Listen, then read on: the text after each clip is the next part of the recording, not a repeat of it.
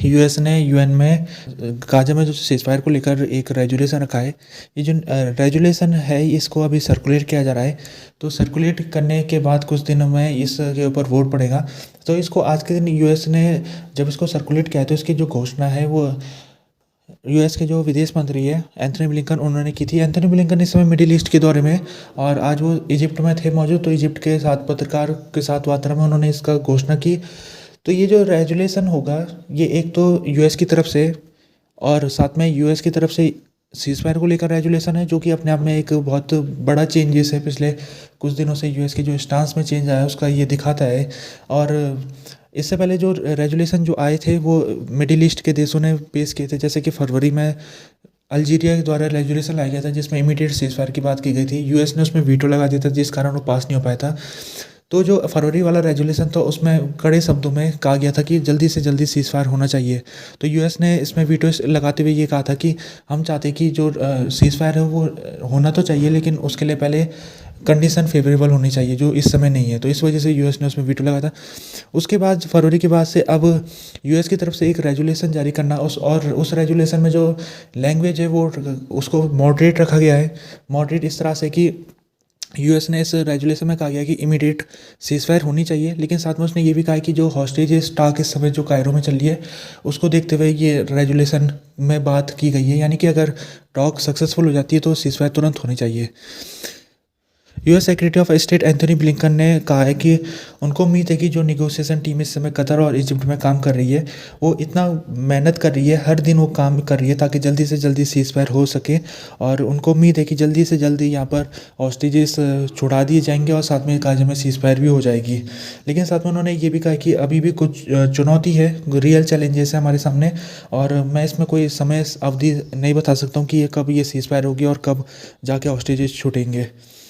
Mike Johnson जो कि Republican speaker है यूएस हाउस ऑफ रिप्रेजेंटेटिव के, इन्होंने थर्सडे को कहा है कि ये Israeli prime minister Benjamin Netanyahu को हाउस में बुलाएंगे और उनको एड्रेस कराने के लिए कहेंगे। यानी कि ये चाहते हैं कि जो नेतन्याहू है वो हाउस में मेहमान के तौर में आए और हाउस के मेंबरों को एड्रेस करे।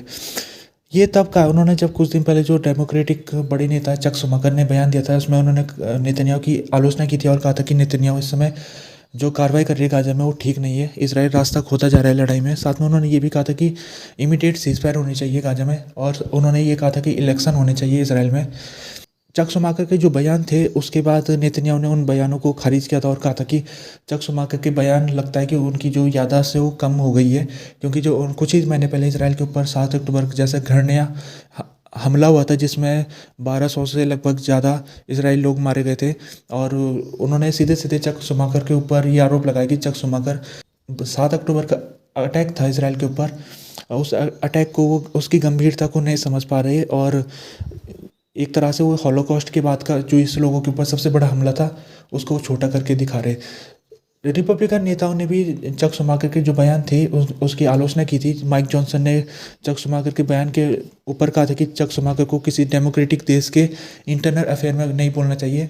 उसके बाद देखने को मिल रहा है कि लगातार रिपब्लिकन पार्टी के जो नेता है वो नेतन्याहू सरकार की वो उसके साथ खड़े हुए दिख रहे और उसका सपोर्ट कर रहे। अभी मीटिंग भी हुई थी नेतन्याहू और रिपब्लिकन पार्टी के नेताओं की। तो इसको देखते हुए ये समझना ज़रूरी है कि इस समय यूएस की जो पॉलिटिक्स है वो किस तरह से डिवाइडेड हो चुकी है। जो डेमोक्रेटिक पार्टी है वो धीरे धीरे करके वो इजराइल सरकार के खिलाफ बयान दे रही है, जबकि जो रिपब्लिकन पार्टी है वो नेतन्याहू सरकार की वो तारीफ़ कर रही है और उसका सपोर्ट कर रही है। अब जो सिप्रस से लेकर एक मैरीटाइम कॉरिडोर गाजा के लिए निकाला जा रहा है, और निकाला एक शिप वहाँ से निकल भी चुकी है, दूसरी शिप वहाँ पर जल्दी अगले हफ्ते तक निकल जाएगी। दूसरी शिप में 300 टन सप्लाई होगी। और ये जो शिप है ये इसको टाइम इसलिए लग रहा है क्योंकि अभी जो वेदर कंडीशन है वो फेवरेबल नहीं है। तो जब वेदर कंडीशन फेवरेबल हो जाएगी तो इस शिप को सिप्रस से निकाल के गाजा तक पहुंचाया जाएगा। 300 टन सप्लाई से शिप में पहुंची है। तो आज के दिन जो सिप्रस के फॉरेन मिनिस्टर थे कॉन्टिनिस कोम्बोस, उन्होंने 36 देशों के रिप्रेजेंटेटिव के साथ मीटिंग रखी थी और उन्होंने कहा है कि हम हर संभव कोशिश करेंगे इस कॉरिडोर को सक्सेसफुल बनाने की। और उन्होंने कहा कि हमारी तरफ से कोई दिक्कत नहीं आएगी, हम पूरा सपोर्ट देंगे इस कॉरिडोर को। तो ये कॉरिडोर बहुत महत्वपूर्ण इसकी भूमिका बताई जा रही है, क्योंकि जो सिप्रस का रास्ता पड़ता है गाजा के लिए 300 किलोमीटर दूर है और ये एक अल्टरनेटिव रास्ता है। लैंड से जो सप्लाई है वो नहीं पहुंच पा रही है, और ट्रकों की सप्लाई ज़्यादातर इलाकों में रोक दी गई है और एयर ड्रॉप भी सप्लाई ज़्यादा वो फ़ायदेमंद नहीं है। तो इस ऐसे मौके में मैरीटाइम कॉरिडोर निकाल के जो सिप्रस का रास्ता सीधे नॉर्थ गाज़ा से जोड़ के उसमें सप्लाईज पहुंचाने की कोशिश है। लेकिन इसमें एक दिक्कत ये कि जो गाज़ा तक ये जब सप्लाई पहुंचेगी तो गाज़ा के किस इलाके तक ये रुकेगी, क्योंकि गाज़ा में इस समय पोर्ट फैसिलिटीज़ नहीं है। कहाँ पर ये शिप को डॉक होना है वो एक चुनौती है। लेकिन जब पहली शिप डॉक हो गई थी तो उसके बाद ये लग रहा है कि दूसरी शिप भी उसी जगह डॉक होगी जहाँ पहली शिप हुई थी।